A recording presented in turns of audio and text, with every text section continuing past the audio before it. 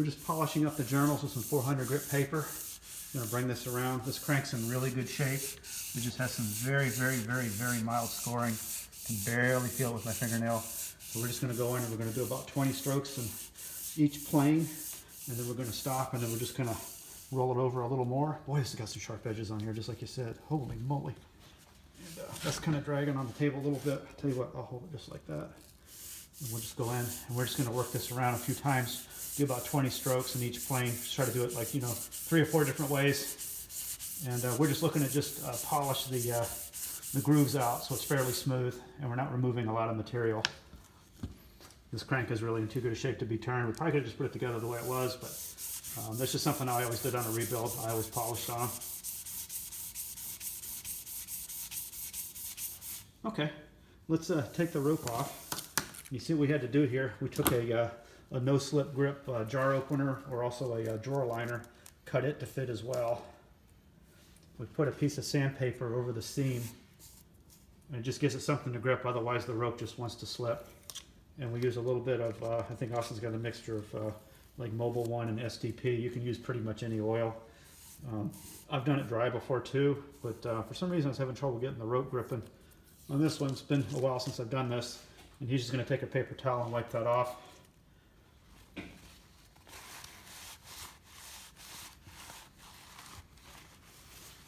That's a weird smell.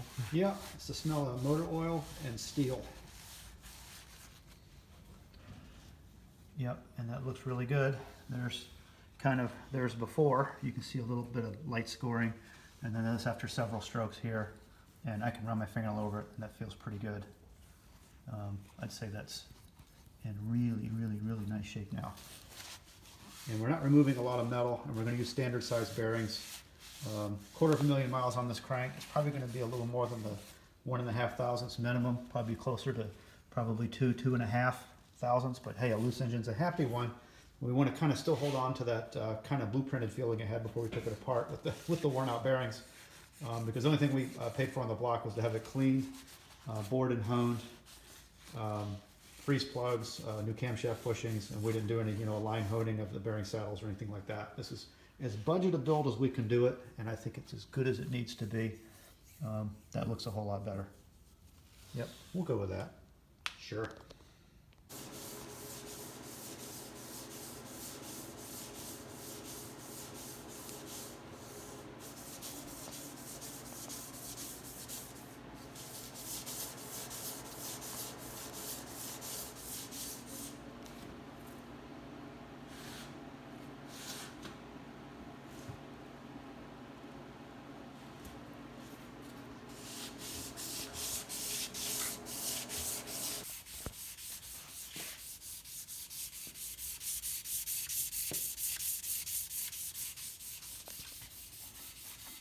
Hey, just showing y'all making progress.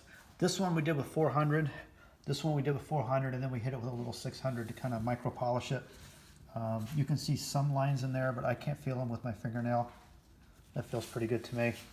This is probably going to be the most challenging one. This one is the side that had the hydroluxed cylinder. And it looks like this one is grooved slightly more, but nothing major. It really doesn't feel that bad. You can see a little bit of lineage. In fact, I think it might actually be easier if I just shut the light off. I'll just show y'all with the light off for a second. Hold on. All right, just coming in here, kind of using the natural light through the window. I wish I could, maybe if I got the light behind me, maybe it's better. Is that more gooder? Oh yeah, right here. Here I am. Yeah, you can see a little bit. Here, I had the light hit it right there. But still nothing I can really feel with my nail. This is in really good shape. But we are going to polish on it just a little bit. We'll bring it around.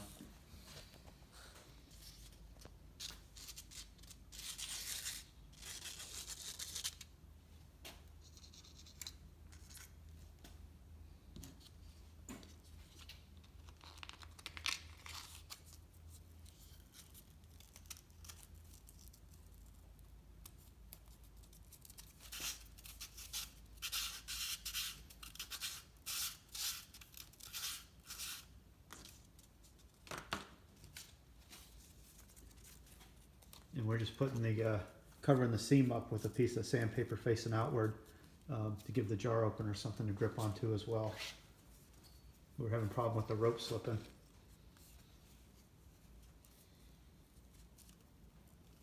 And we're just using that blue painter's tape, which seems to work really good for not tearing the jar grip when we remove it to inspect our work. We're just going to hit this one with 400 as well. We're going to do, I don't know, probably 20, 30, 40 strokes on each plane. You know, we're going to pull in this direction, and we're going to rotate the crank a little bit, and so on, like we've been doing. And we'll show you how this one turns out. This is the worst looking journal on all of them, and of course that's the one that had the hydraulic piston on it. So hey, we'll let you see how it turns out. All right, we saved the worst one for now that we kind of got our technique worked out. That looks really good. Sure.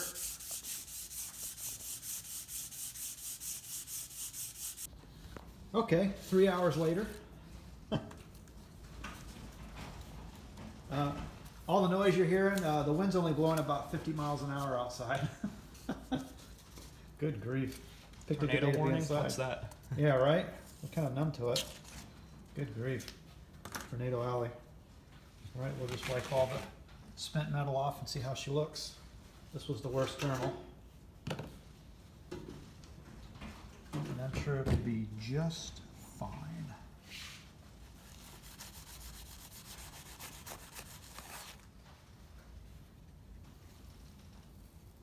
Oh yeah. Yeah, that's cleaning up a lot. That looks nice. Yeah, that feels good. Nothing I can catch majorly with my thumbnail. There's a little stainage. That's just kind of from the polishing process. We might go ahead and hit that with 600 as well, just to make it pretty, but I don't think there's too dangerous removing too much metal off the cast iron with some 400 grit paper. Paper kind of goes dull, I think, kind of quickly, even though it's oiled. It probably helps, right? But that looks really good. That cleaned up pretty nice, actually. Yep, that's a little bit of all right. Just get in there and just kind of give her the look-see. Oh yeah, that looks real good.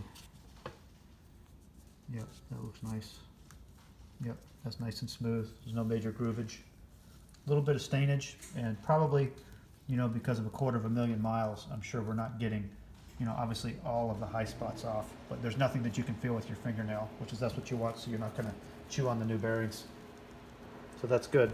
That way we didn't have to spend any money to have it turn. We're just going to use standard size bearings, and we'll check the clearances when we put it together. We'll probably plastic edge it at least, but it should be fine. I've done this a dozen times probably.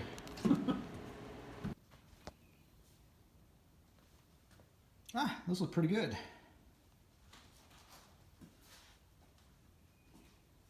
Oh yeah. Yep, nice. Yep, that looks good. Yep. All right, I think we're ready to set this bad boy in the block. We got some mall clevites. Those are our mains. We'll get those in the block. We'll get the caps ready. We're going to set this crank in today. Okay, we got them laid out.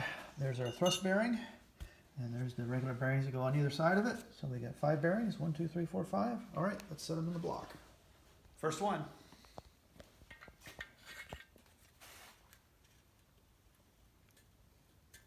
There we go. Sure.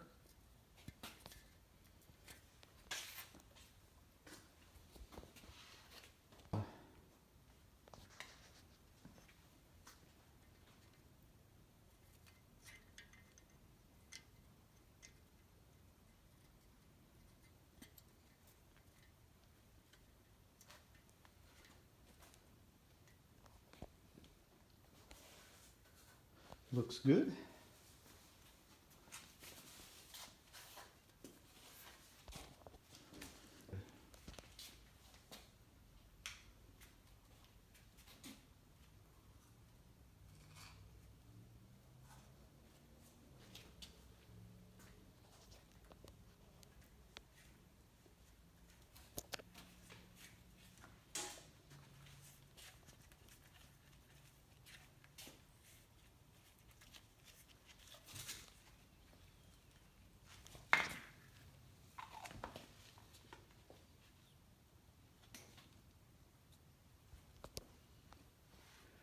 we're just going to put a little bit on all the journals before we lower it in. And we'll probably have to wipe some of it off to take like a plastic gauge reading.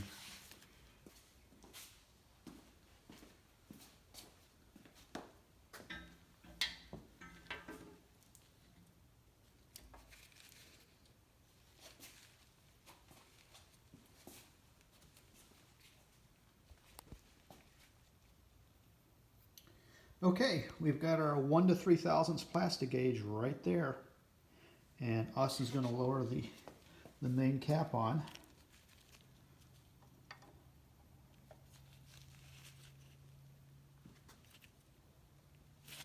Just like that. And we're just going to lightly torque it down. I don't think we have to go real crazy with it. We're probably just going to torque it down to like maybe 40 foot-pounds. And then we'll just take a reading and see what our bearing clearances are. At least on that one bearing to start. Yep, and then we'll just back it off. Right. Yep, we'll just back it back out, and then we'll pop the cap off and see where the plastic gauge lands. Okay, that worked. A little bit stayed on the bearing cap, that's okay. No big deal, we're getting a bounce, but trust me, there's a little bit of plastic gauge on there. And let's see, I'm just gonna take this and so tell you what, let me go back and shut the light off because we're just getting a bounce, or maybe if I just come back this way. Yeah, that's not so bad. So you can see here we've got 3 thousandths, 2 thousandths, 1.5 thousandths of an inch, right? So we're just looking for the one that lines up. There's 3, that lines up okay-ish.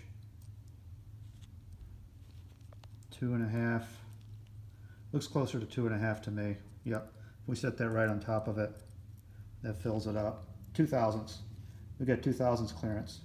That's fine. Yep, that looks good.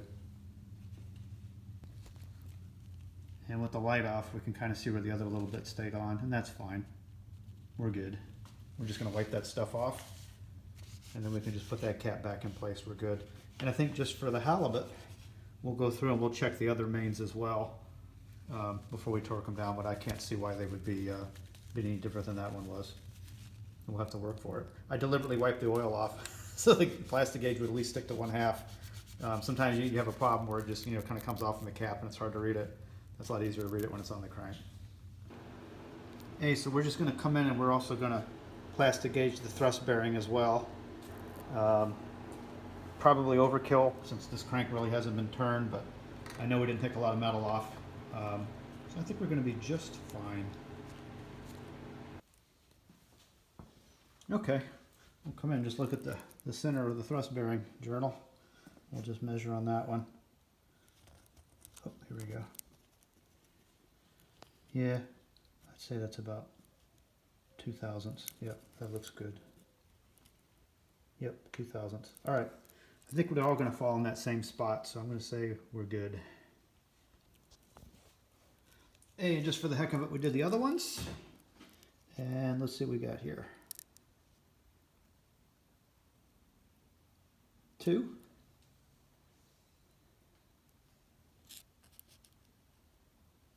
2. And